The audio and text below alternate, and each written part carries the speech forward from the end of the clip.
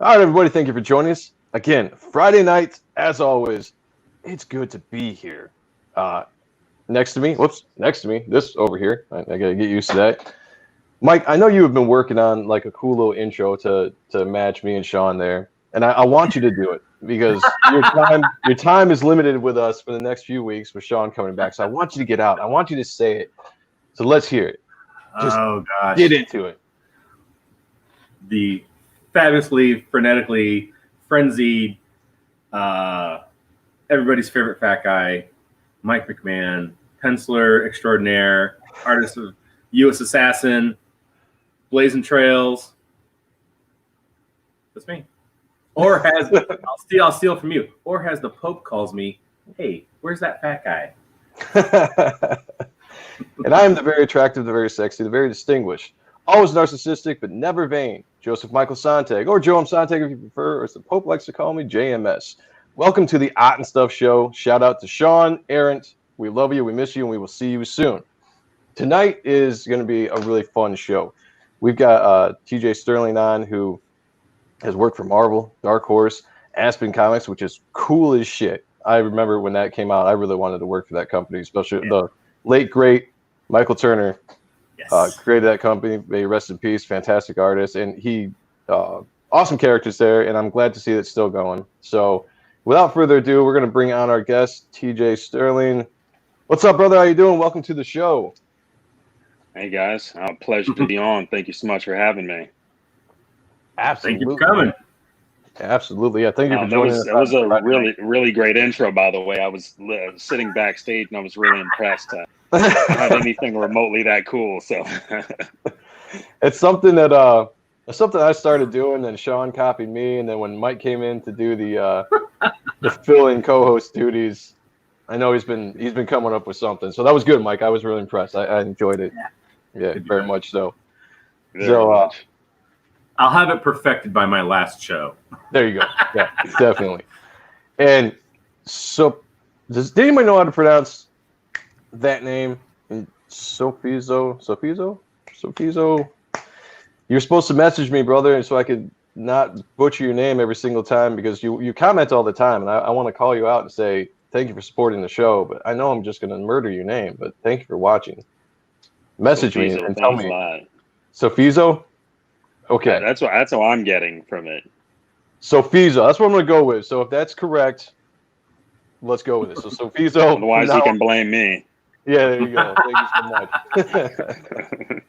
All right, man. Well, I mean, when you sent me some of the information about you and we were talking earlier, you have had a really interesting, cool career so far, from where you started to where you are now. If you want to give us your origin story, how you got into comics, what drove you to be there, the success of actually getting into the business, and where you are now. Absolutely. Well, first of all, wanted to thank you guys again for having me on. This is a real pleasure. Sean's a really good friend. So shout out to Sean, man. We're thinking about you. You know, your family's in our thoughts. So, stay well, man. Be safe out there. And again, appreciate you guys. I appreciate him for linking me up with you guys so I could talk to you a little bit about Ray Comics and my life in comics so far. I guess what we rewound the tape as far as we could. I started collecting comics in early 90s, 1990, 91, 92, around that era. And I was immediately drawn into the Image style. I guess that's one of the things. The first comic book I ever picked up was Jim Lee X-Men #1, and a slew of other books afterwards. And it kind of blew my mind that comics could be that powerful, visually. Yeah. And I think right then and there, I kind of knew that I wanted to draw comic books. I just was something that never left me. It was always with me, whether I was in high school, middle school. I was like, I'm going to draw comics eventually. I don't know how I'm going to do it, but I'm going to figure out a way to do it. And yeah, man. So my mom's actually from the East Coast. She's from the Jersey, New York area. So I've had relatives. I've always traveled in and out of New York my entire life. And Grand Rapids is a small town. And luckily enough there, I was able to really get a great education in art. There's lots of people who love comics there. There's a huge comic book following. I mean, there's comic book stores, every I don't know, 10 or so miles there's a comic shop. There's lots of them out there, especially when I was growing up in the 90s. It was a big, the whole comic boom thing was happening at Yeah. that time. So I think everybody was eating pretty well. Yeah. And yeah, man, because nowadays it's a little tough to keep those stores open, but they're hanging in there and they're definitely supporting a lot of indies like us. But yeah, I came to New York back in 2001, right after a month after September 11th happened, Oh wow. which was kind of crazy because 3 months before that, I was, spring break vacationing in New York with my uncle who actually used to work in the World Trade Center building. So we go up and we're on the top of the World Trade Center and, we're checking it out. And I'll never forget it because the view was absolutely incredible. And, it took forever to get all the way up there. Wow. But, a few months later, it's gone. So it was a really strange, polarizing moment. And New York City itself was completely different back then. I mean, people were really friendly. There was a sense of brotherhood, camaraderie, because we were all in this weird situation together. Yeah. And everything was shut down. So you couldn't go to the Statue of Liberty. There was lots of lookouts, like Top of the Rock, or event places that you could not go to.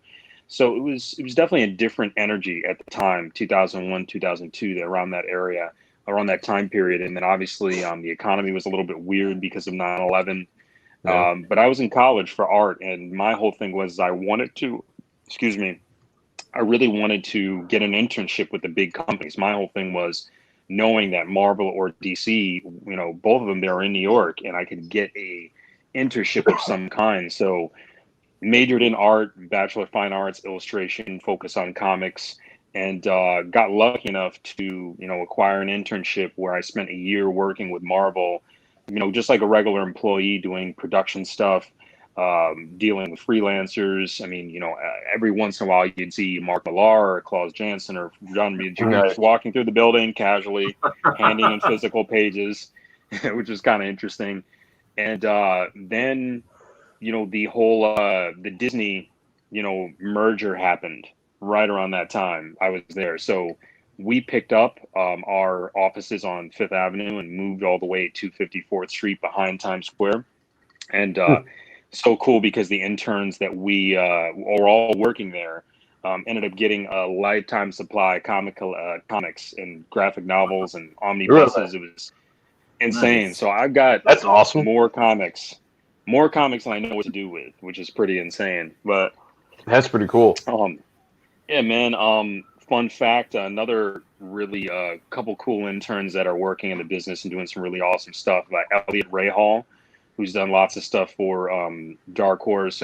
I think trying to think Dynamite and a few other comic book companies, and then Donnie Cates, who a lot of people know is a writer of Venom. We were all interns at the same time, so Oh it was shit. a lot of fun being with those guys because they were super hungry, man, and we were all very hungry to get into the business and do something cool. And after working with Marvel, did some stuff with Darkhorse, and then I actually published my very first comic book, Alchemist, through my company Ray Comics, raecomics.com. And for me, I loved being at Marvel. It literally taught me everything I needed to know about the structure of how to build a very professional looking book. And I think every time somebody picks up Alchemist, I'm at a con, they know that this is an incredibly professional title.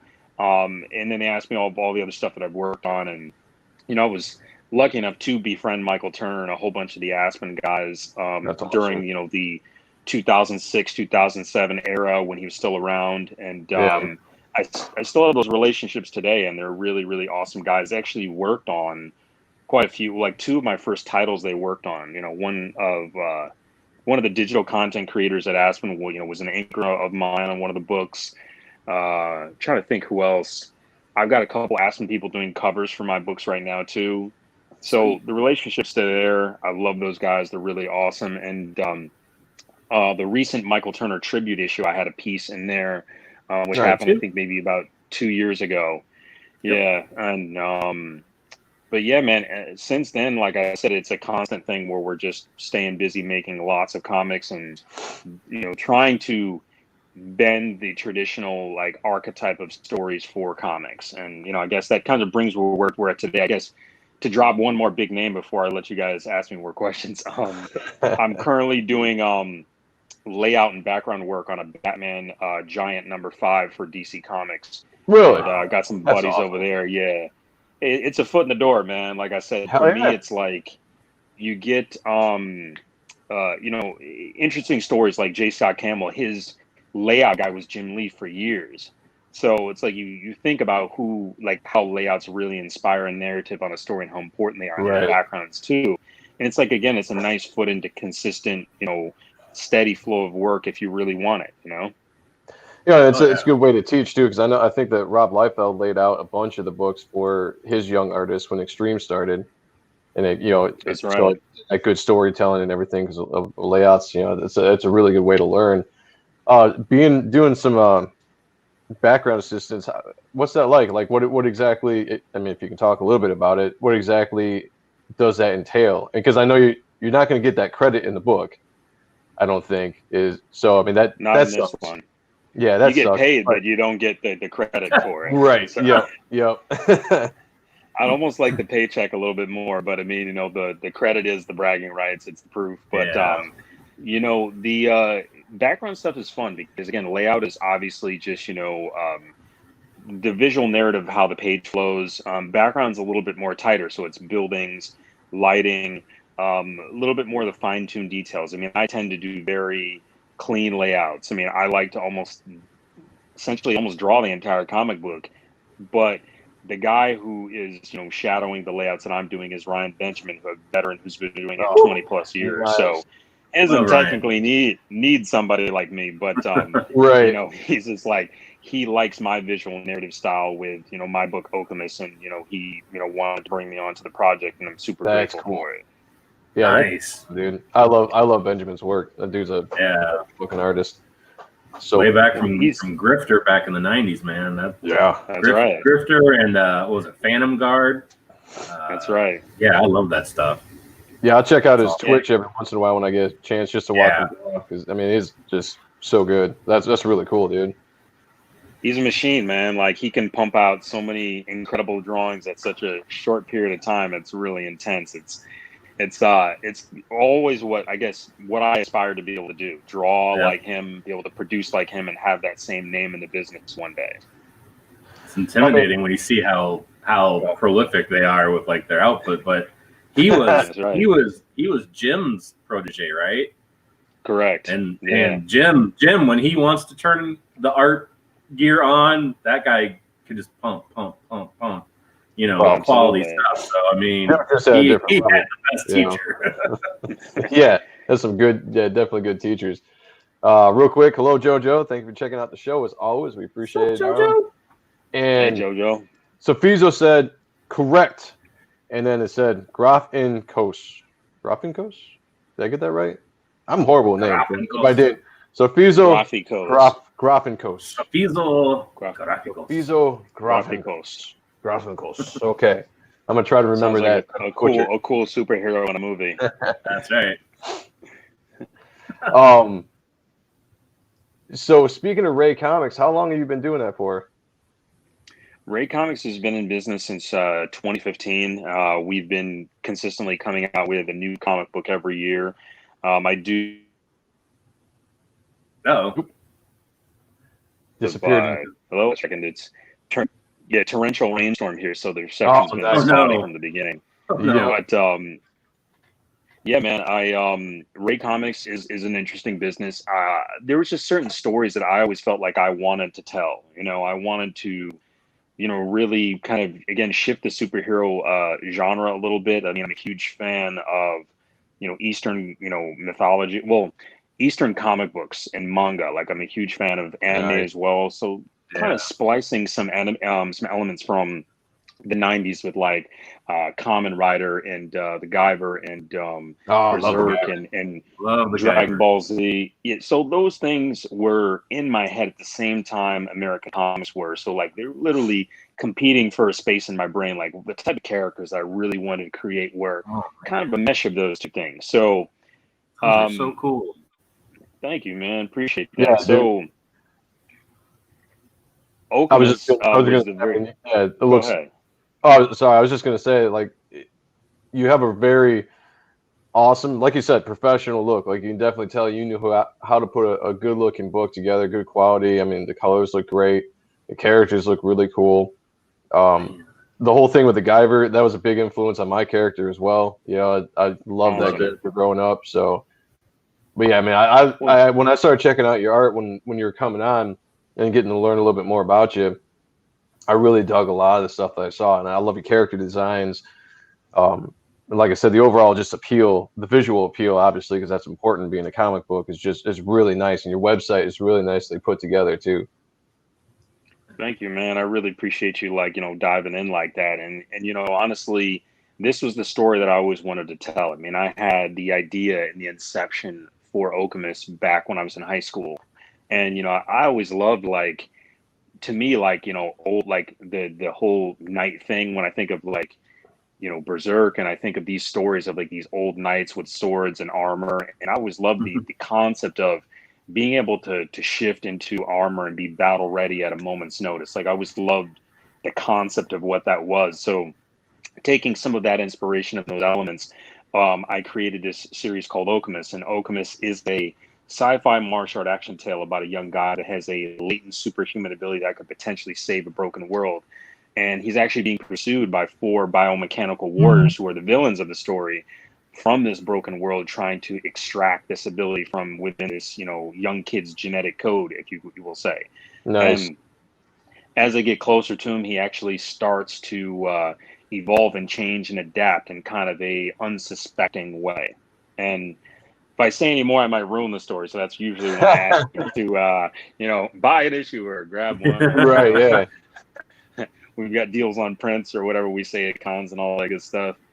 But yeah, man, the very first run that we focused, we had about 400 copies at San Diego Comic Con in 2015. We sold out of all those. Nice. And we went to the business and add t-shirts and toys. And we've also got lots of art prints and stuff like that. And as of 2020, I'm doing more things like pins and figures and so, like, experimenting with merch part of it, because again, the merch is like a big thing where people love to support and love to wear unique stuff. And I've been fortunate to get a lot of really cool customers across the globe that have bought some of the stuff that we're doing. This is our New York Comic Con.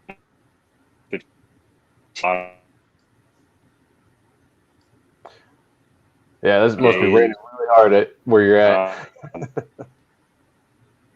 I don't know. I saw monsters on some covers, and you have me at monster, so I'm on board for this. Well, thanks, man. Yeah, and for me, it's like I always love the concept of us always fighting an inner demon of sorts, and I think, like, the demons can manifest themselves whether it's physically or internally. And you look at someone like Joker, who's like a physical manifestation of, like, the demons inside of him coming out and becoming this creature, if you will. And I think we just for extreme we can with Okemos. And to give you a little history about dystopia. Uh-oh. Oh, losing him. He is in a torrential. The Mecca. Yeah, hold on just a second. So sure. Oh, you're just breaking up there, so I wanted to see, because I want to make sure we were getting what you were talking about without you breaking up. Absolutely. So, all right, I think you're back. You. Go ahead, keep going. Yeah, no problem. So there's 3 different classes of individuals. There's the hunters, who are the kind of like elite warriors, and there's only 4 of them, which is one of that you're looking at. That's Casino right there. And then there's the design, man. I can definitely see, like, the manga influence with, like, the mask and everything, but it's super badass. I absolutely love that. That's awesome right there.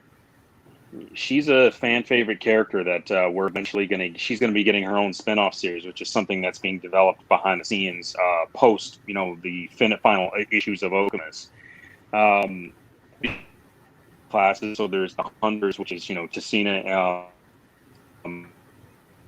Sa, and characters who are like the elite warriors of that timeline. And then there's the Mechai, and the Mechai are like these human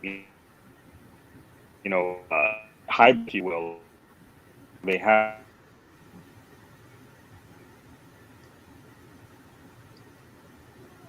Oh. Yeah, there we go. Got you guys back. And Okay.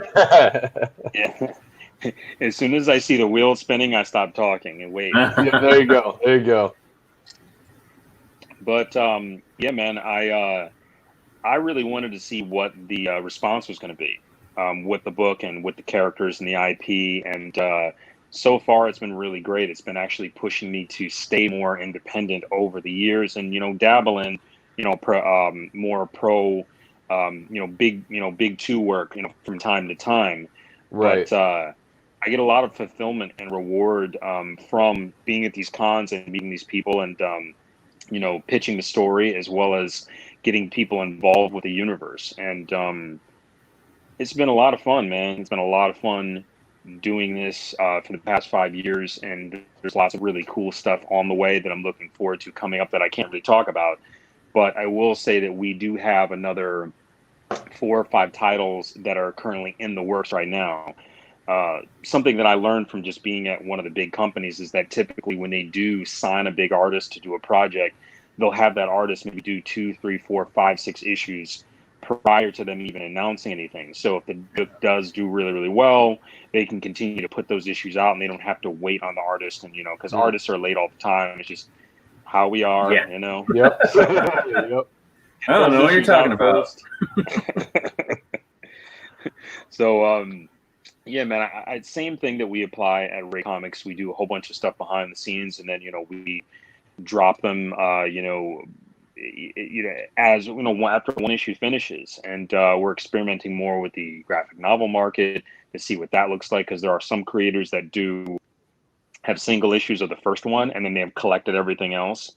Just so it's kind of like, if you want a floppy, then you can get into it that way, or if you're a graphic novel person, you can get into that way too.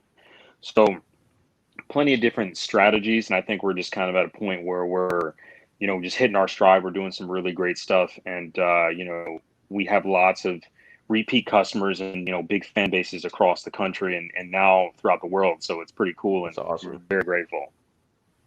Yeah, I think we were just Mike and I, we had a show last night where we were talking about the launch of his book and Mark Polton's book today, U.S. Assassin, and that was kind of there you go. That was kind of the cool thing about the conversation. We were talking about like the indie scene, and it, when I grew up, I always wanted to work in comics. When I was a kid, I wanted to work for Image back when Image was really cool in the 90s. But I always wanted to either work for Marvel, DC, or whatever. That was always a goal of a young artist. But the more you try to break in, and the more you dabble in your own characters, like you're talking about, and you start creating, see your stories come to life. I'm at a point right now where, don't get me wrong, if somebody was coming to me and offering me a job, I'd probably take it. But I'm at a point where it's like I really am more into the creative side and seeing your character grow and tell the story that you want to tell with something that is your own, So I think that's really awesome. Just cruising through your website there, seeing and listening to you talk about the story. It's just, I'm really fascinated about that stuff. I love hearing other creators like Mike and Sean, when Sean's on there, just talk about their story, how they're constructing it, where the influences were that brought it all together, and I think that's really awesome, man. It sounds like something I definitely am going to check out, because it sounds like something's right down my alley when it comes to concept, and the art is awesome. So thank you, man. If you like action, drama, suspense, and martial arts, I think you'll definitely get into this and like it a lot. My whole thing was, I'm a less is more type of guy when it comes to comics. I do love the traditional Alan Moore storytelling, where you've got panels that are full of words, and you really then more to do. Now, I personally think that you can tell the same story with a little bit less words, so you can give more art, more space to the art, and you can flow through people through these books, because we're in the Netflix generation, right, where people want to watch the whole thing now. They don't want to take the time to really to really dive in. So I feel like if you I feel like at least with our books, we're giving you the meat and potatoes of the story. We're giving you just what you need, so you understand what's going on and what's going to happen. And I'm big about mystery, so like I do cliffhangers almost every issue. There's a cliffhanger of some sort, so it always kind of leads the person like, oh man, like what's going to happen in this next one, and then when's the next one coming out? Like, why can't you draw fast enough to come out with the whole arc? Yeah. Oh, that's a question I have in my head. Never mind, that's not them. Yeah.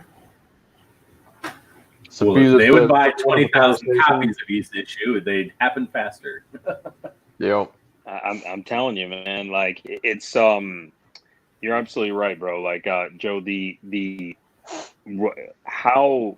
feeling you get when you're creating your own thing and you have the feedback that's positive from it, like you're literally building a legacy that your family can profit from years to come. Right. We're literally creating our own Stan Lee type universe where it's like it's one guy, a couple guys, some ideas, and they're just creating a catalog. And I think that's what a lot of people don't understand about the Marvel movies is that there's so in DC movies there's so much content to pull from, and that's why they're going to have stories forever. But we as creators have to do our best to continue to create as much content as humanly possible, and really push it out there the way the way that our vision has it. Yeah, absolutely. Go ahead, Mike. Totally. I was gonna say I totally get where you're coming from with that. Like this book was only supposed to be just this book. Well, it's supposed to be 3 issues, but then we wound up just doing a collected, and it was just supposed to be a one-off, and that was it. And then I'm gonna spoil something, but spoilers. This guy at the end, Zero Face. It was a name that was just like hovering in my head forever, and I said, "How about?" I sent Mark a message. I was like, "We're gonna go further with this, right?" And he's like, "Well, I have an idea," and so I was like, "Well, here's this name that I just keep coming up with, and how about if we do this do like an epilogue to volume 1, and it could give you the possibility for a volume 2." And he just took that, ran with it, wrote the most crazy 90s action cool. I mean, I drew the hell out of this thing. Volume 2 is already drawn. We're getting it colored now. So when this campaign's over, we're going to jump right into launching number 2. But I think when you're doing indies, you get those kind of happy accidents of, working with just a smaller group of people, your writer, your artist, your colorist, and just having and it helps that Mark and I have been friends for a really long, almost 20 years, or over 20 years probably now. No, like 15, I think. But having that comfortable nature of like, I'm not talking to like an editor or somebody at Marvel that I don't really know to pitch an idea. It's just kind of chit chat back and forth. And then you build that. And so now this thing that's a one-off, we have 5 volumes worth of stories lined up. So, I mean, when you talk about building a legacy, I mean, I think it's better to do it on your own than try to go to the big, like I have no aspirations of ever working for the big 2. I am much more comfortable in my own wheelhouse because I don't want anyone to go, you drew Spider-Man wrong, or you drew Superman wrong. And that's, fans can be brutal, man. They can be brutal. Fans can be brutal, but I think also, most artists are in their head so much that would start to eat away at some people that aren't as confident. But when you're drawing your own stuff, nobody can tell you that it's wrong because it's yours. So I guess that's being lazy. I don't know. That's right. Well, no, I do. Go ahead. I was just gonna say I've always found I was in the music scene for a number of years before I came back to doing comics, and I always found I loved doing original music more than I liked covering bands and trying to do somebody else's work. It's kind of the same aspect in comics that as much as it's fun to draw pictures of Batman, Spider-Man, and Superman or whatever, I would much rather draw my own. Oh, lost it. There we go. So I didn't realize you were We're back. Well, I was just saying that, when I was in the music scene, I like doing original music more than doing covers. It's the same thing when you get into, comics. As much as I like drawing, the big two characters because they're fun to do, I'd much rather tell a story of my own character because it is much more fulfilling to watch that character grow, and you have control of that, and you can take it wherever you want to take it. It's more personal. That's right. And I find that more of my friends that work within the big two are more interested in indie stuff because they know that there's more possibilities of that stuff getting picked up by a network or being animated or Netflix is looking for people. I mean, these things are more, but if they're in contract with like DC or Marvel, they're locked into drawing those characters for any specific period of time. So I just think that people weren't really betting on indie before, and now like indie is the bet to place. Like more now than ever. Yeah, that's been awesome to see the indie scene just be exploding over the last few years, and it just seems like it's getting stronger and stronger. For various reasons, but I think there's more. We were talking last night, and we were talking about the '90s and how the '90s were really cool when it came to a lot of things, not just comics, but movies, music. And it was a thing that people weren't afraid to try stuff, and they would just put things out there, and they go against the grain sometimes, and they produce really good works. And right now, everything's stale. People are really like, they're marketed to try to put out what they think is going to always be a successful formula, which is boring, and that's kind of what the mainstream comics have become. It's just kind of repeating the same kind of formula over and over again. Every once in a while you get a really, really good run, but the indies, that's where people are they're putting out what they want to put out. So you're getting all this different kind of material, different ideas. People are they're just producing. And I think there's a lot of energy and there's a lot of passion. There's a lot of passion, and a lot of talent right now. I think that's one of the big things. There's a lot of talent in the indie scene that is causing it to actually people to stand up and notice that it's not just like these cheesy make your book in the basement and try to put it out there. It's like some actual good storytelling, good art, well produced books out there in the indie scene. And it's a great time to do indies right now. No, dude, you hit it right. You hit the nail on the head. I mean, that's absolutely what's going on right now, and it's to me it's extremely refreshing and really dope to be a part of that, like this particular age of comics, because I think what we were seeing in the 90s with Image was these guys literally trying stuff that was just different, and they were so passionate and they just loved the medium. They just wanted to do their own thing. It was so raw and pure, and indies have a raw pureness to them that you're just not going to get with the big two, because again, like, they don't make money off comic books anymore. They make some money, but again, they make more money on the movies and the merchandising and the games and everything that you can think of that's not comics. That's where they make the bulk of their money. And, obviously they've figured out the business to a point where it's a well-oiled machine, so my hat's off to them. But I, again, have more interest in seeing my characters develop than drawing someone else's character. I just, because I look at it like this. Our time is so incredibly valuable. And, the weird space that we're in, you just never know what could happen. You just never know. So it's like, do you want to spend all of your time slaving away to eventually draw someone else's characters, or do you want to put all that energy, time, and focus into your own stuff and see what that, how big those seeds can grow? Yeah, absolutely. And where it can take you. Yeah, that's a great way to put it. I feel the exact same way when it comes to that. It's I don't know, like you're saying, it's just the passion or whatever and everything that goes into the indie scenes, the characters. You're not restrained by anything. You're not doing something that someone tells you can't do because you're going to lose this reader, or you can't do because this reader is not going to like it. If you put out a story, and the majority of us are just putting out a story that can be for any reader out there, if you like the concept, you like, it's a sci-fi or it's a hero or it's a horror book or something. You're putting out for a genre, but nobody is in your ear saying, this has to be a certain way or this has to be a certain way. So it is, I think, a lot better storytelling in the end, and it's more entertaining when you read the book because it is free. It doesn't seem like it's shackled into a box that a lot of the comic books are right now.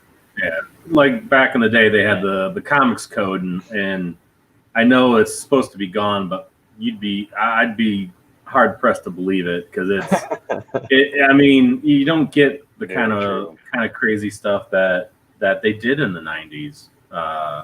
Even the big two were doing stuff that I don't think they would do today. I mean, I know DC's trying with like their Black Label to do out there stuff. I mean, I don't want to see Batman's Wang, but that's that's whatever. That's the wrong kind of trying to push the boundaries. But I think indie comics, everybody has a personal vision, and I think the stories are more personal. I think the passion is more personal. It's not the passion of, oh, I'm doing comics, I'm doing DC and Marvel comics. I think there's like an added sense of pride, and I think that shows through a lot in a lot of these indie guys because you are seeing these guys kill themselves to put out the best work. I mean, like a couple weeks ago, we had Rob Willis on here, and that guy for Shinobi Sasquatch, and that guy draws. I don't know how he draws like that. It's like Stephen Platt and Dale Keown had a love child, and I mean it's super detailed. It's super cool. I wish I could draw like that, but that ain't never gonna happen. But it's just it's awesome, and you can see the passion. You can see, nobody's gonna take that much time on a panel that's like that someone's gonna just flip through in 10 seconds. Well, most people. If there wasn't passion behind it. And I'm not saying that the big two professional artists don't have passion, but I think you're still working for the man. I think people who are able to work for themselves, I think it's more fulfilling. I think there's more goals you can set for yourself. There's more of a light at the end of the tunnel if you play your cards right. I mean, you can really set yourself up to be an autonomous, unit that produces comics that might go out into toys, that might go out into cartoons, to movies. And I know like a couple months ago, Todd McFarlane was talking to somebody, one of the news things in their comic news things, and they were talking about go through the top 200 comics that get sold. And stupid computer. If you go through and you see like 99.9% of them, it's Marvel and DC, and those are owned by big companies. So when Hollywood comes looking, they're like, well, those are already owned. And he's like, the other one is Walking Dead and Spawn are like the top indie books, and those are already taken. So then they're going to go down further that list, and they're going to find these indie people that aren't attached to a big studio, and they're going to reach out to those people and try to get a deal with them. So you have a better chance of making an impact that way, being an indie guy. Look what Warrior Nun Ariella just came out on Netflix. I mean, I'm constantly seeing movies and stuff that say based on a graphic novel. I'm like going, I never even heard of this graphic novel. Right. It's already on Netflix, or whatever. And I think we're at a time where Hollywood, because all they seem to be able to do is reboot and retread and regurgitate, that they're looking everywhere for new ideas. And I think if you're an indie creator and you play your cards right, if you're savvy enough, you can get on that train, and you're maybe not so much your comics, but your IP, your concept will reach a much broader audience. Absolutely. And I think it's great. I think we are, I don't want to say like what's going on now in the indie scene is like Image Comics, but it's having the same kind of effect.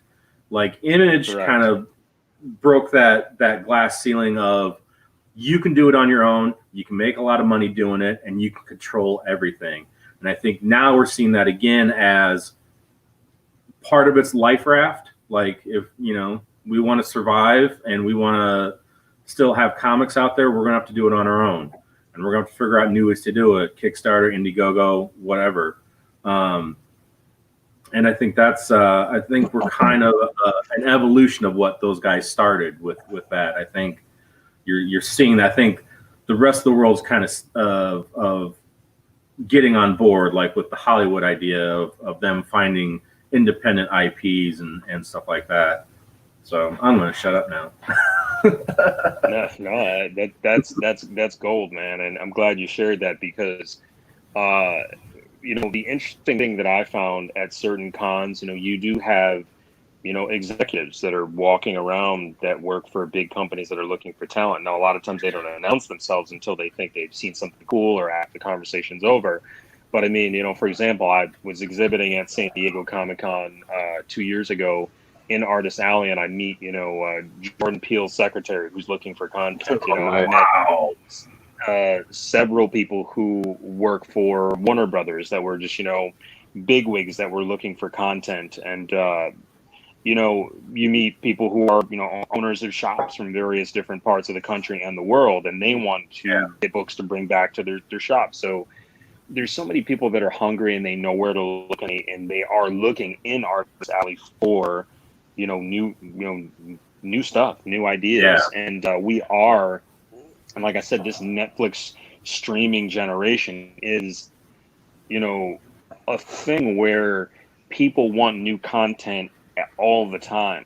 Like, it's not like, oh, the newest thing and then we go back to our old stuff. No, they want new stuff all the time, consistently. They want new, what's the next big show, what's the next big story that they can get sucked into for one season and then come back, once the other season comes, shows up in the queue. So it's an absolutely perfect time. And I got to say, like, Joe, to your point earlier, I love the 90s. I love everything about the 90s. The music to me was better in the 90s. Anime was better to me in the 90s. Comics were better. Movies were better.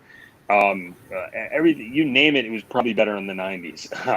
There was a lot of things that weren't so good in the 90s, but there was quite a lot of great stuff. And I think the 2000s was kind of an interesting time for comics. The 2010s was an interesting time for comics. And I think now we've circled back to, just like you said, to a point where the spirit of Image is kind of living in all of us who are creating indie work.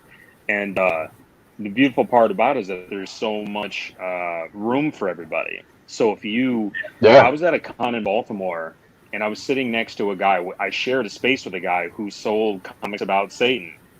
Now, I don't, I didn't even know, first of all, I didn't know comics about Satan existed until that convention.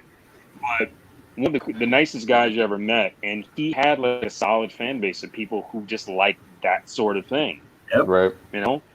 He was selling stuff all week, like nonstop, selling to every different type of person. So kind of interesting to see that something as extreme as a comic book about Satan and, devil worship or whatever it was about, had like a fan base that followed him to whatever con he went to. So if you can get fans doing that, I'm sure you can get fans, making a regular superhero story or a zombie story again, or whatever. And that's why I said it's a beautiful time we're in, because there's just room for everybody to do their own unique thing and really make something cool. Yeah, and to both you guys' point, I think with it would be like indie is the new Image right now, because no offense to Image, but I don't recognize Image anymore as what I knew Image to be in the 90s. It's a great platform for indie books, and they have a really good profitable system if you can get into it and you can actually start making money and get a fan base, but they don't produce the kind of books that I like anymore. And so the indie scene is producing the kind of books I like. And so I get much more excited when I see books like yours, TJ, Mike's, a lot of the stuff that you see just popping up specifically art, because it's the art that attracts me to the book. But secondary is just fresh new characters, which is what really excited me about the Image in the 90s, was just new characters that you could really get into and start from the ground up, and great stories and just fun stories. And that's what I see in the indie scene right now. And it's only getting better, like every day, because I'm kind of new to all this. You know, I just came back to getting back into comics about 4 years ago, when my band career kind of ended, and I decided to segue back into my first love, which was drawing. And I've slowly kind of discovered the indie scene. So I'm kind of behind everybody that knows what's been going on for the last how many ever years. So I am discovering new stuff every day, and it's just like, wow, that's awesome. You know, like I want to buy that book. Like I'm running out of money because there's so many books I want to go back on like Indiegogos and stuff, you know, and things I want to check out. And that's the way it should be, because that's the way it used to be when you go to a comic book shop. When I was younger, I'd just be pulling books off the shelves, going through all the back issues, and I'd be spending so much money at comic book shops. I don't anymore, and I'm spending all my money in indie books, you know. And it's a really awesome time. It's kind of a sad time because of the way that the main comic book industry is going. So that's kind of sad for me to see it kind of go that way from the excitement when I was a kid to now. But in the same aspect, for me personally, to be involved in the scene and working towards getting my stuff out there to be part of the indie scene it's really exciting. You know, it inspires me. Talking to people like you, TJ, and Mike, and all the guests we've had on, every time I have a show, I get inspired to jump back on my book and just produce as best as I can produce, you know. And that's what I really love. So Fizo, I totally agree, man. Yes, go indie, go Safizo. Yeah, I totally agree with you, man. I think what's for me, what's really cool is, well, it's kind of interesting because I'll tell you a little bit about my convention. I was just going to ask So about I that. started.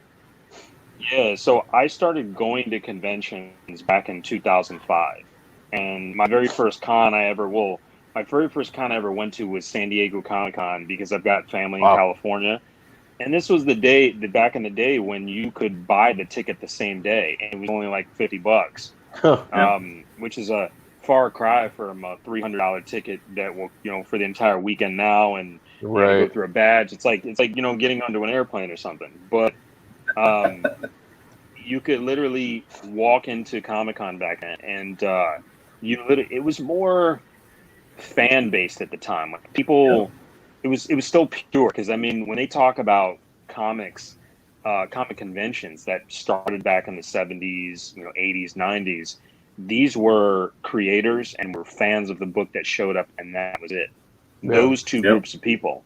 And I think, like, after the advent of all of these big superhero movies, you got people going there because it's a pop culture thing. So the landscape has changed dramatically over the past 10 years. 20 years really, with comics and conventions. But, you know, I do remember, you know, loving the indie titles back then. And I'm like, well, let me support every indie book I put in. My whole thing was that indie books, even at that time, were kind of elementary. They didn't have that polish. Right, but exactly. I think nowadays, every indie comic book that you run into has a certain level of polish, because you have people that are really excited about creating their own vision. And, you know, fast forward a few years, big part of the story, which I want to kind of just say, this is a instructional type of thing. I went to cons for a good almost 10 years, various different shows, learning, you know, the flow of how a con works, you know, networking with people within the business. And that's how I got to meet more of my friends at Aspen and DC Comics and all these other places, by going to these shows and networking with them and showing up all the time. And after you've showed up at the same con for, I don't know, a good 5 or 6 years, your face sticks in their memory. So if they're thinking about a book, or you want to ask about being a part of a book, they're actually a lot more inclined to give you that work that you want, if you really want that. So, you know, showing up all the time is a big thing. I think that's extremely valuable still at cons, if you really want to be a professional working in the business. And San Diego was its own animal at the time. 2015, it was still the biggest show on the planet in terms of like numbers and attendance and, you know, impressions, all that stuff. Trying to think. I went on to do a couple of other shows, New York Comic Con, Dragon Con I do every year, Baltimore Comic Con I do quite a bit. We typically average about 15 shows a year now. Wow. And we go all over. We get invited to a lot. I do a lot of store signings. Free comic book day events are some of my I really enjoy doing those. Trying to think.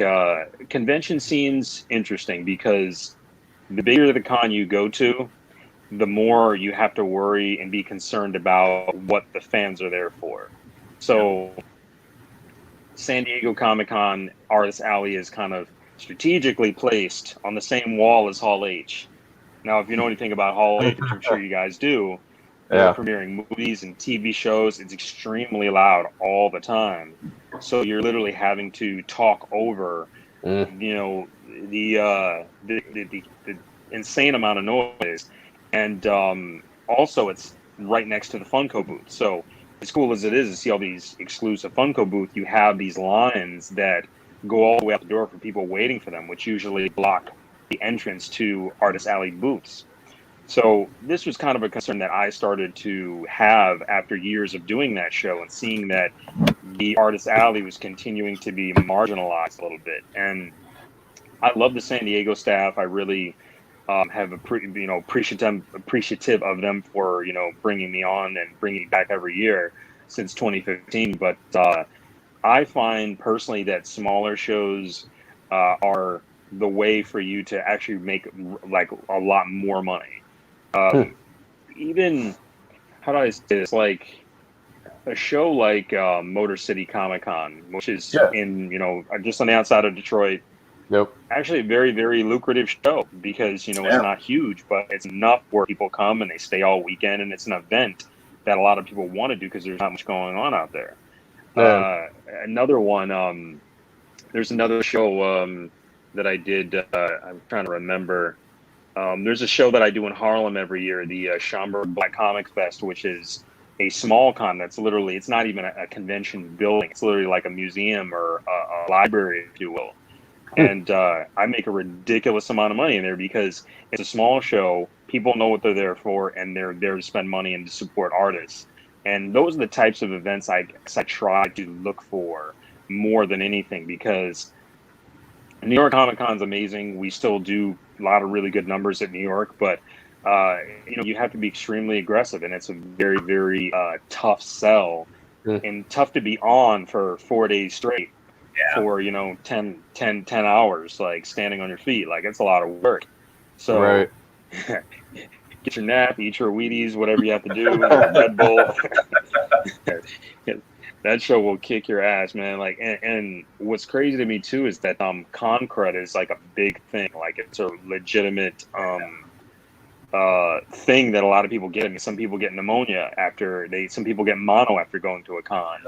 And now that this COVID's here, I mean, it's a very interesting thing. Like, how will the Comic Con scene change now that we have this COVID thing? Like, when will we get back to regular cons? When will that resume? And how will it resume is like the big question in my mind. A lot of us indie creators that frequent these cons as like a source of, you know, income and, you know, stream into our business. How will that change over time? Yeah, I think like what a lot of people have done over the last couple of years, even before the COVID thing, people have been doing YouTube, like building platforms on YouTube. And I think if there was a way to do like a mass YouTube like interaction, more than just, because I think like Streamlabs only gets to give like what, six people on it or something like that.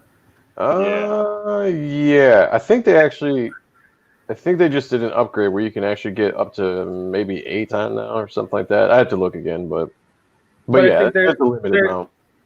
You know, there's somebody's going to come up with an idea, and it's going to be more of a virtual con, and it's going to be a way for you're going to have to find a way to market it. You're going to have to find a way to get it in front of people's faces to know about it, but you know, somebody's gonna have to figure out a way to do a con like Grubhub helps out restaurants. I don't know, something like that, you know, because I mean, 20 years ago, Grubhub didn't exist. You had to go get your own food and not be lazy.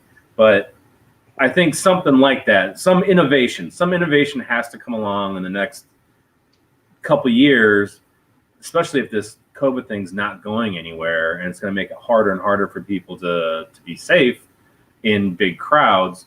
They're going to have to figure out a way to still get creators in front of fans. And I think YouTube is the start.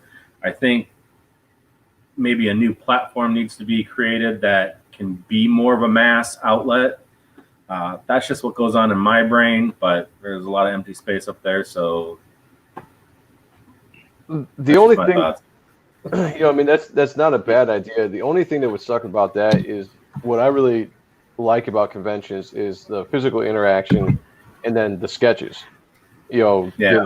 From an artist, you know, and from being artists ourselves, people wanting sketches from us, you know, making money that way off commissions and whatnot. You kind of lose that aspect with a digital con, but you know, having more frequent digital cons like that would be kind of cool, just to jump on and talk to your favorite artists or talk to new artists and learn about their books and everything. I still think there's probably a place for that, but I'm thinking positive. I'm keeping a positive thought that, you know, maybe this year might be a wash with a lot of stuff, but I'm hoping that by the time next year, the convention season, when it really starts to kick into gear next year, they have things figured out, and maybe we get back to a little bit more of a sense of normalcy. I was supposed to be at Wizard World Chicago this year, and I just talked to them today actually to see if that's even going on.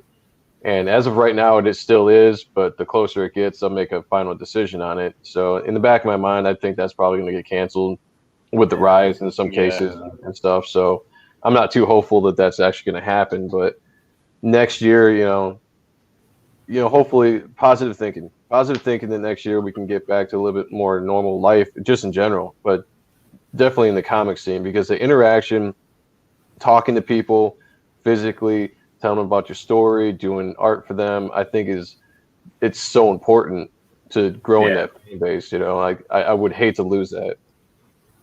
And you can still agree with you, man. You can still make money though, like because I've been on a few like Friday night auctions, and all they do is they put your PayPal information in the info of the show. You either have a piece of art that you want to sell, you post it up, people bid on it. And then once it's confirmed that, you know, that person sent money to your PayPal, you take their information, you just send it off. You could do something like that. Like somebody could come on the stream and be like, "Hey, can you draw, you know, Knight Rider?" And sure, you know, you know, just, you know, as soon as you send me the money, I'll start working on it. Start drawing the curls of David Hasselhoff and that's right. That giant belt buckle. Yeah. No, it's interesting. I've done one virtual show so far. I did one for AwesomeCon maybe about 2 months ago. And I did get some sales from it, book sales. But I did have one virtual, like, digital commission, if you will. And it was a little strange because you know, the person wanted the deliverable immediately, and obviously I couldn't charge the same price that I would charge if it was a, you know, pencil sketch, because there's obviously a certain loss when there's a digital version, but you know, I created the digital sketch, sent it through, got paid for it, which was pretty cool. But I definitely agree with you, like the one-on-one experience of meeting a fan, meeting a person, hearing their stories, getting to know them is really what's building that. It's just something to me that's what cons were about back when, you know, they first started in the 70s. Like a fan coming up to their favorite artist of their favorite book and getting to know them and understanding more and more about the industry. And I don't think anything will replace it, but I think, you know, they're going to try really hard to at least get close, you know, so we can keep this thing going, you know? Yeah, I mean, there's going to be innovation. There'll always be innovation to keep stuff going. I mean, that's for sure. I'm more of I'm just a traditionalist, like I still like drawing traditionally. I like the traditional aspect of a floppy over a PDF, and the same thing with cons, so I'm just stuck in my old school ways, but um I did have a question, Nothing wrong with TJ. that, man. Yeah, Yes, yeah, sir. absolutely. So you sell directly at cons or directly from your website of Ray Comics? Do you ever do any campaigns or anything like that? Like Indiegogo or So, Kickstarter? I have not. I did an Indiegogo campaign when I first started back. I mean, again, 2015, 2016, around that time Okay. I did one, and that was for a reprint of my first book. So everything I've kind of done on my own, and it's interesting because I don't know, like Kickstarter for me when I first started wasn't really a huge thing yet. It was still kind of Yeah. like bubbling at the time. So I didn't really even consider it to be a viable option. I mean, my thing was like make a book, go to a con, work your ass off, and sell all those books, and there you've made your campaign money right there, and then you can fund Right. the next book with those proceeds. Because I mean, Ray Comics as a business, did pretty well last year. It was almost like a part-time job, like the amount of money that we brought in, but so it's almost like equals what a Kickstarter does at the same token. But I think nowadays we're trying to work smarter versus harder, right? So if we can't do Right. any cons at all, and we Yep. can do Kickstarter campaigns and generate all that money and never have to leave our house except to go to the post office and send it out, it's Yeah. not a bad look. So Right. we're going to have our very first Kickstarter for Ray Comics July 31st. I'm going to be, sending Nice. you guys a link and everybody else, and it's basically going to be for the fifth book in the series, which is Alchemist issue 4. So there was 0, 1, 2, 3, and then number 4 is coming out, which will be the fifth book. And super proud of this book. There's lots of action and some of my best drawing I've ever done, and we're gonna see what the Kickstarter looks like because I'm gonna have some pins and some hoodies and T-shirts and Sweet. just do what I can to make it interesting Yeah. for everybody. Yeah. The goodies. Yeah. Everybody loves Everybody loves goodies. the hoodie. That's right. Is there a is there a specific reason why you went with Kickstarter over Indiegogo this time around, or just name brand aspect of it?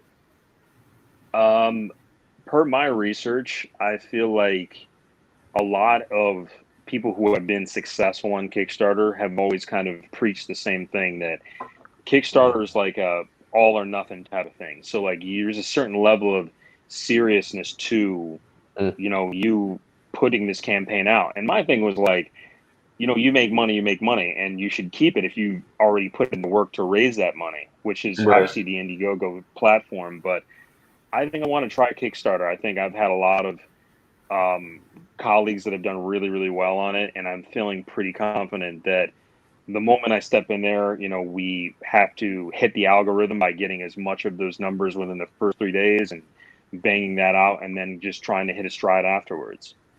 Oh, I got yeah. Yeah. Yep, I haven't heard it put like that, but that makes a lot of sense. That makes a lot of sense. Can you? I know as a. But No, go ahead, Mike. I was just gonna say, I know as a fan, like somebody who's purchasing, I prefer Indiegogo because they take your money right away. Whereas Right. Kickstarter, you have to wait till the campaign ends and then it takes your money. And I feel like that there have been quite a few campaigns where it ends and I'm like, oh, there's no money in my account. And then Yeah.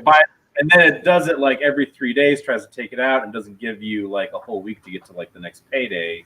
And then I lose out on that campaign. So that aspect of Indiegogo I like a lot better because once I hit pledge, that money's gone out of my account. But that's the main perk I would see over the two, but that's just from a fan standpoint. I definitely like that part better, for sure. Yeah. Now, if anybody's interested, you can get any of TJ's books at his website, raycomics.com. I see that you can purchase any of those books there, so that's definitely nice. Is that I've assumed that you guys probably have some kind of deal with a printer that somebody buys a book and it goes out, or you guys just have a shit ton of copies on hand that you just send out as soon as someone buys it? Yeah, I mean, typically we, you know, I've always liked the making sure that a fan doesn't have to wait. So if they buy the book right now, I ship it out within 3 to 5 business days, and it's in the Nice. mail. And in this case, like I'm actually really happy that I chose that method because when Diamond shut down and they weren't able to print anything, well, really able to send any comic books out, and then there was this whole weird thing that happened with them in DC where they were holding Yeah. on books and and they weren't being paid and stuff. The indie people who had books in their stock, we could send stuff out at any given moment. There was no issue with our distribution channels at all. Um, fun story. I was sitting in New York Comic Con last year, and I met a Diamond rep, and they liked my books and wanted to bring them on or wanted to offer me a deal. And I've never really experienced anything. I guess I'm not a fan of giving my content away for a fee. Like I don't want you to make money off my stuff. I want to make money off my own stuff. So Right. you can help me get into more stores than I could probably do on my own. Maybe it's just me being arrogant. I don't know, but or cheap, one of the two. But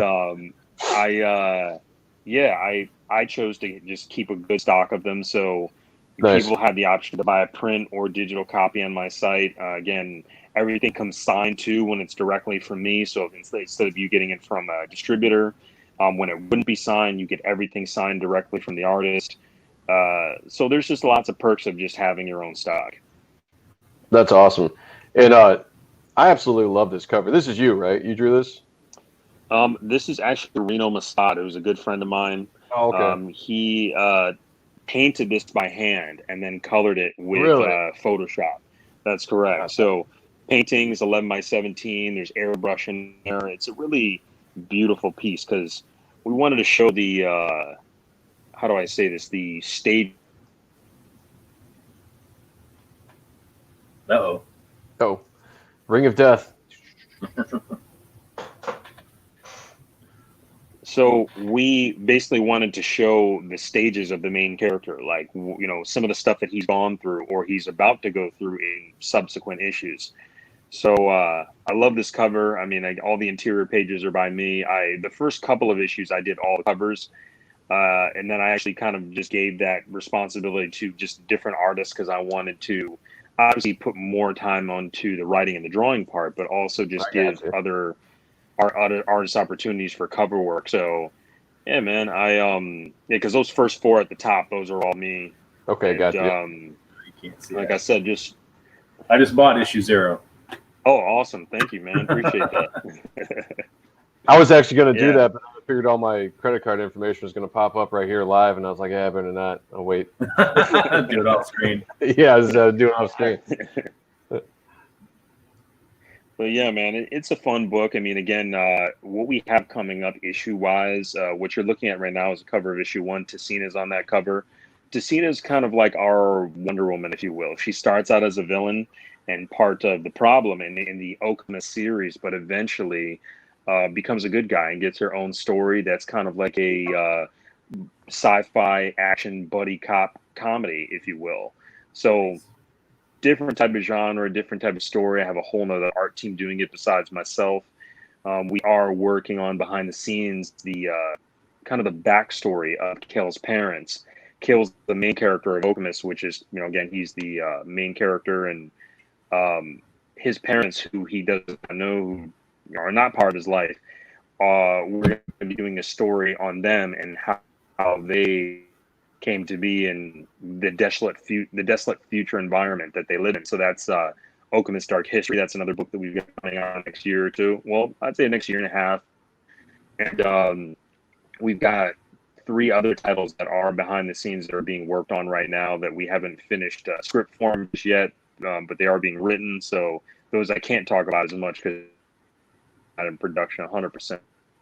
But we've got a lot of cool stuff happening in the next couple of years. So I hope everybody, jumps on the roller coaster with me so we can, have a ride. I think that's the cover I ordered. So yeah, I would say I really love the look of the characters. They really have just this really. I don't even know how to describe it. It taps into my it taps into my childhood, like you said, like the anime stuff. Because I was huge into anime in the '90s. You know, I used to love just that style of. I love the style of the armor you have on these characters. There was this. Let's see if I can find it again. I absolutely love the look of this dude. Yeah, that's cool. That's just so sick. Like, thank you, man. Yeah, thank like you. that is badass. So, where'd the name Okemos come from?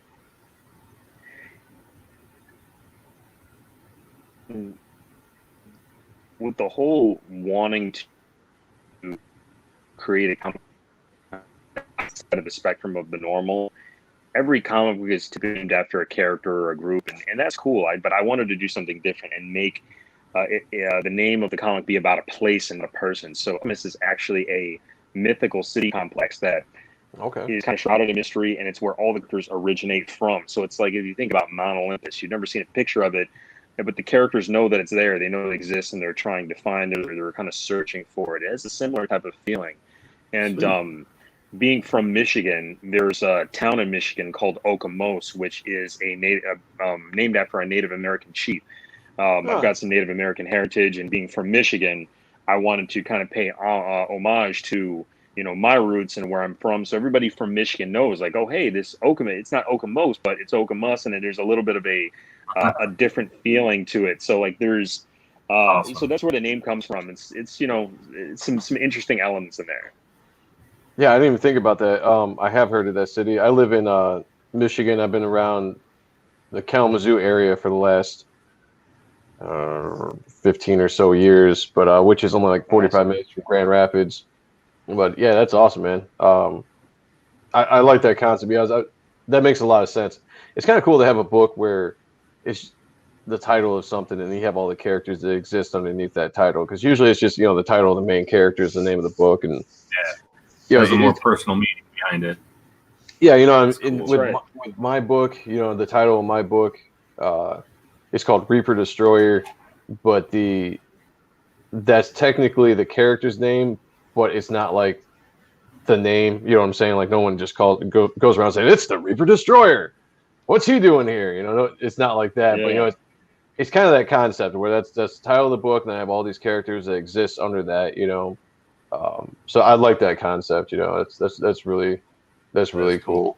And I love the fact that you said that you draw from like mythology and stuff, and you know the anime stuff, and you just kind of mesh that all together, because that's absolutely a lot like what I do with my books as well. You know, I pull a lot from mythologies and conspiracies. You know, I was huge into conspiracies for the longest time when I was in my 20s.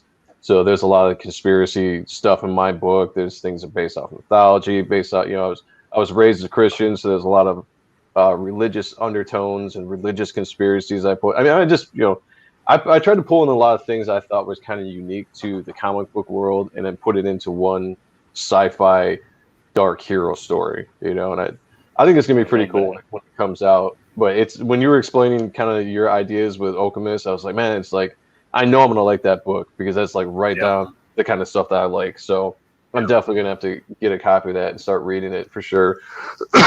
Excuse me. Yeah, that definitely. Go ahead. I'm sorry.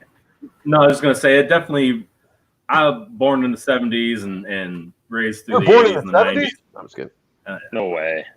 74. But yeah, I see looking at the character design and stuff like that. Like I can't remember the specifics, but it reminds me of stuff I grew up on. Like I grew up watching Ultraman and Spectraman and Battle of the Planets and having toys that weren't really associated with anything, but you know, back then they just made toys of everything. Yeah.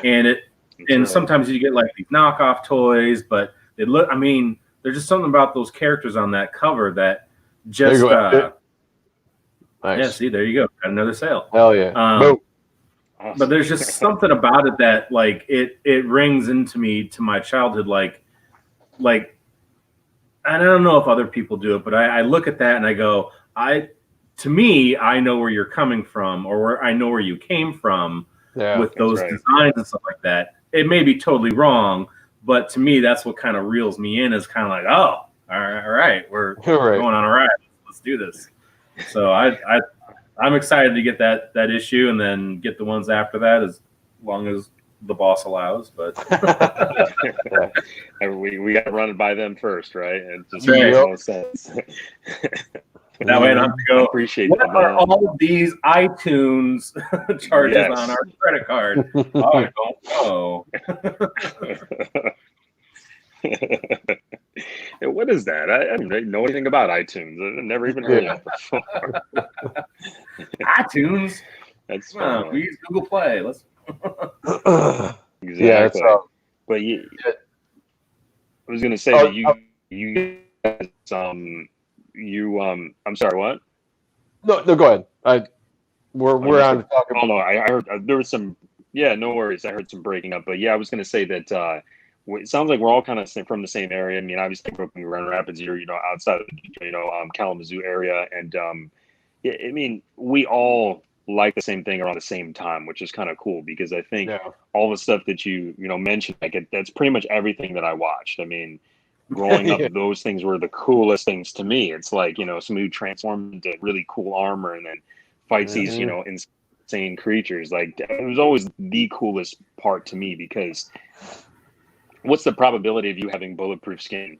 Pretty low. But if you have a suit on that's bulletproof, you could still be Shogun human, Warriors. still be able. Exactly. Exactly. So makes a lot of sense. I just think that we all like similar things, and those are the types of stories that you just don't see as much of in comics nowadays. That the 90s homage, but at the same time a cool spin and something totally different. Yeah. Yeah, and a lot of people bash the 90s for whatever stupid reason, but I think that you can, like you said, you can have an homage to the 90s and then you can add kind of a fresh new spin to it. So it's not necessarily anybody trying to recapture what the 90s was, because that was the 90s and that's what it will be, but you can take elements of that, the familiar elements, both storytelling, visually, and feel wise, and then you can take all that and sink it into modern day comics, and you can give like the best of both worlds. You can draw from what is popular today, what people really like about comic books today, and then you can give them something they don't see very often, and you can give them good action books with good big in your face panels, but you can also have good stories as well, and just make it entertaining all around, instead of having to be box here or a box here and this is what it is and we're just heading down this lane. Let them know where you came from and what inspired you, and then push that forward. Make it better. Yeah. And I can totally see that. So, I mean, if you think about a story like Invincible is one of my favorite comic books, right? Oh yeah. But if anybody is a Dragon Ball Z fan, you know that without Dragon Ball Z, Invincible wouldn't even be able to exist. It's literally the same story. Same concept, the alien race of planets that are, warriors, and then the planet explodes. It's like, it's the same story. So it's like you've got somebody like Robert Kirkman, he's a genius. He knows that story, is popular in the US, but he's basically making it for the American audience and kind of adding some superhero flair to it. Obviously, they had like Superman type, Batman, Wonder Woman, almost like clone looking characters in the beginning that eventually get killed off. But there's so much inspiration to go around. Can be a twist or spin or remix on the original and still live and be just as successful, if not more, because it's just adapted and done better. Yeah. I mean, I think that's the best way to do it. I mean, there'll be some stuff that will come out every once in a while that's truly groundbreaking and unique, but in retrospect, when you look at a lot of stuff, most of us creators, we're going to draw from our influences that excited us as kids. And when you're a kid, that's what's exciting, that's what you like, and in your mind, when you're drawing comics in your mind, you've already created your career, that's what you're doing. So when you actually get to the age of where it's possible and you're actually putting work out, all that stuff sticks with you. So then you're going to start pushing that out, and it gives that familiar feel with still keeping new. It's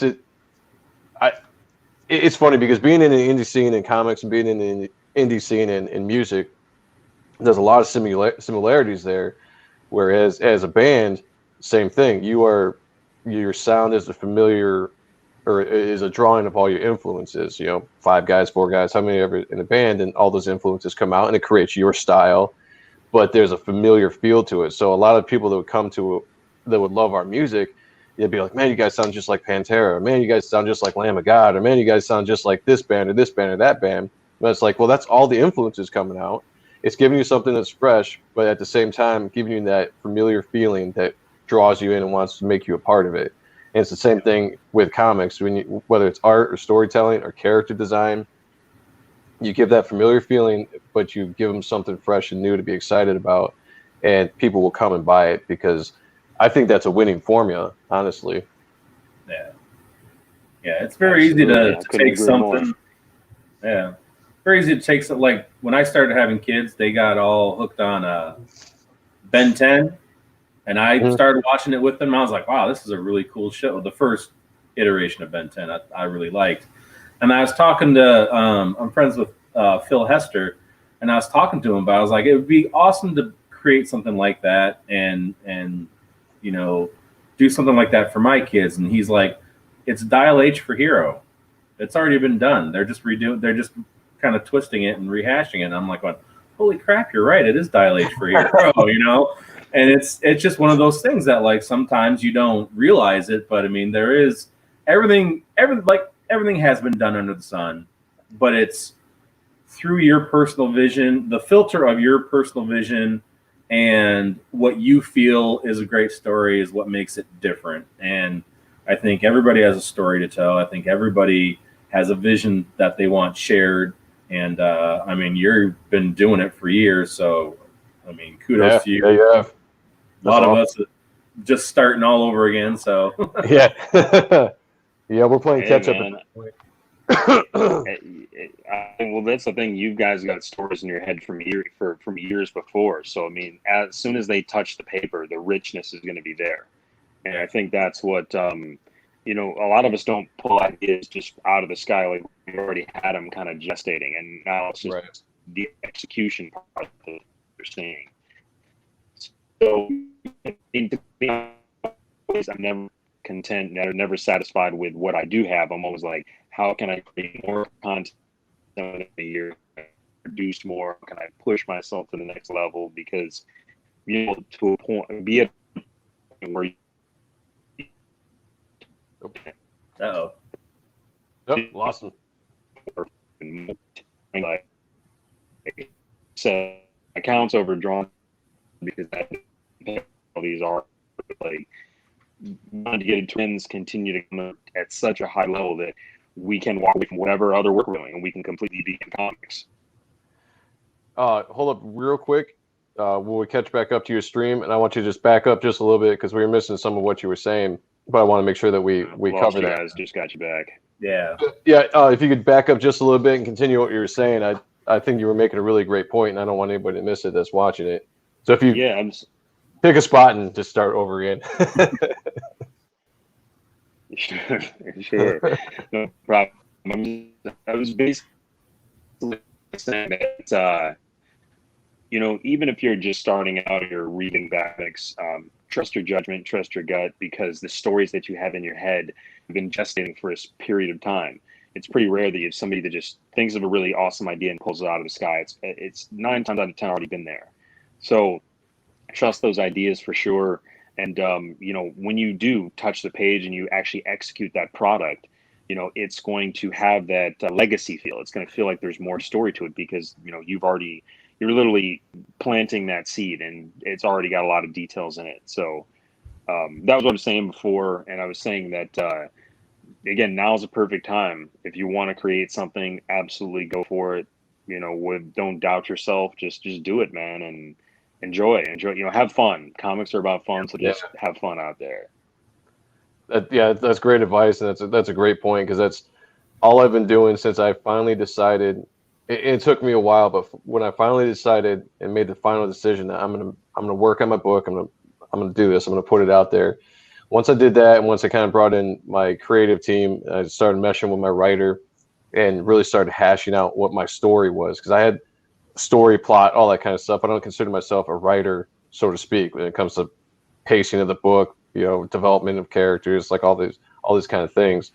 So once I actually sat down and started talking to my writer, Joel Rodriguez, we would have meetings, and I would just start pouring out my story to him, and he'd start asking questions, and and I'd just see it kind of just forming and getting ready on just the first issue would form and so on and so forth. That excitement is translating to the page. So every time I'm drawing it and seeing it start to come to life, it's an amazing feeling. I can't do it fast enough. That's the only thing. I just can't do it fast enough, because in my mind, I'm just like, man, I got like 6 issues in my mind, and I'm doing issue 1. And like you said, I've got all this story that I've been making for 15 years now. I've had this character back before I went into music. I tried to break into comics, and I took this hiatus, but I've had this character in the story, and I've just tweaked it and retooled it. And I've got all this history, and it's like I just want to tell it all in one issue, but you can't, but it's an extremely exciting thing to create, and it's, I'm definitely having fun with it. This is probably the most fun I've had since I was doing music, just creating something, being part of watching it come together. I think he's stuck again. Absolutely. I mean, that's the beautiful part. I mean, that's literally the genesis of your universe. And I mean, some people, I got again. Oh, there I am. I was saying that it's the genesis of your universe. I mean, you're literally building it from scratch, and that, because you get to watch it really grow. It's like a kid. Comics a lot more, maybe. They don't talk back. They just. Did up again? Did I fade out? You did a little bit. A little bit. Yeah, just a little.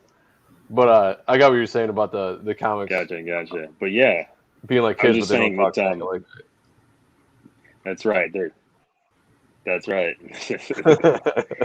But yeah, man, it's definitely comics are just, storytelling is life, and without storytelling, without comics, we wouldn't have movies, we wouldn't have TV, we wouldn't have all of these bigger things. So we've always been in the right direction. That's how I like to look at it. Like, we are in the right field and at the right time more than ever.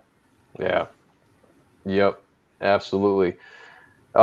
We've been going now for about almost an hour and a half, and it's been a great conversation. Hate to cut it short. Well, actually, I guess we're not cutting it short, but we're gonna have you come back on again sometime, man, because this has been really fun. I would love to talk to you again about any future projects and things you got going on.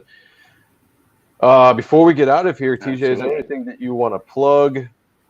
Just throw it all out there. I mean, I'm going to give you as much time as you want to plug anything you want for anybody that's found this an interesting conversation, wants to find your work, all that kind of stuff. Absolutely. Appreciate it, man. In closing, again, just quick recap. I'm TJ Sterling, president, lead artist of Ray Comics. Our flagship title, Okemos, which is getting ready to be in its 5th issue, is a sci-fi martial art action story about a young kid that has a latent superhuman ability that could potentially save the human race. And he's being pursued by 4 biomechanical warriors from the future that want to steal that power for their own evil purposes. If I tell you any more, I might ruin it, so I'd love for you to just try the series out, see what's going on. We've got print copies on our website. We've got digital comics on our website. We've got prints, T-shirts, toys. Toys are sold out, but they are coming back pretty soon. We're going to have a whole lot more this year. Again, I'd love for you guys to check out the story. It's a fan favorite of mine, as well as lots of other people. So raycomics.com. That's RAE comics.com. And as of July 31st, at the end of this month, we will be doing our very, very first Kickstarter, where we are basically getting as much funds as we can to finish the production of issue 4, the printing, the coloring, lettering, and printing. And we're going to have a whole bunch of other goodies that go along with it as well. Nice. Yeah, looks awesome. Mike, where can we find you before we get out of here with all your stuff? I am Mike McMahon 74 on Twitter. M.P.McMahon Art on Instagram, Mike McMahon on YouTube. There's a U.S. Assassin fan page on Facebook. That's about it. And I will be here next week, and then Sean will be back. But I watch every episode, so when you come back, TJ, I will definitely be in the audience. and seeing what's where everything's gone, and I'll let you know once I get that 0 issue what I thought about it, because I'm excited to get it. So looks like great stuff. We might have to have a show, because I'm gonna have to go get that 0 issue too when we're done here, and we'll have to talk about it. We might have to have another show just to talk specifically about that, because I have a feeling I'm going to like that as well. You can find me on all the social medias. Go ahead, TJ. No, go ahead, please. I was just gonna say you can find me on all the social medias, on YouTube at Joe M. Sonntag. This show streams from Facebook and YouTube at the same time on my account under Joe M. Sonntag, or Facebook Joe Sonntag, and through Sean's accounts, Sean Ahrendt, on both Facebook and YouTube. So if you're watching on Facebook, do us a huge favor. Go find this channel on YouTube and give us a subscribe, a like, share it, because that really does help out the show and helps us get more awareness out, especially for our guests. It helps us get more guests, all that kind of stuff. So yeah, to wrap up, TJ, go ahead with before I cut you off. So rudely cut you off. So rude, man. Oh my God. But yeah, no, I love being on the show with you guys. It was an absolute pleasure to take the time and talk with you. And yeah, I forgot to mention my other social media handle, so brain farted. But there you go. The at TJ Sterling Art, pretty much everywhere. Easy to find at TJ Sterling on Facebook. At Ray Comics on Instagram, pretty easy to find if you search for us. And we hope to see you guys soon, and hopefully we'll see everyone at a convention next year of some sort, whether it's virtual or in person. Great, absolutely. Well, TJ, stick around with us after we end the show, and we'll wrap some things up, and we'll talk about getting you on again next time. But for everybody else, thank you so much for joining us on this Friday night. Be safe this weekend. Treat each other well. Spread love, not hate, because we need it more in the world than we ever have at this point in time. And until next time, we will see you next Friday when we have El Guapo coming on. We're going to talk about all his books and do what we do. So we will talk to you. El Guapo! I made you a sweater for your birthday. Oh, sorry. And Sofizo Graficos. I'm going to remember that, so when I see you next week, I'm not going to butcher that name. And thank you to TJ for helping me figure that name out. So, yes. All right, everybody, thank you for checking out. See ya. The Ott and Stuff Show, episode 14 with TJ Sterling. Check out all this stuff. I encourage it, and have a great weekend. I love you all.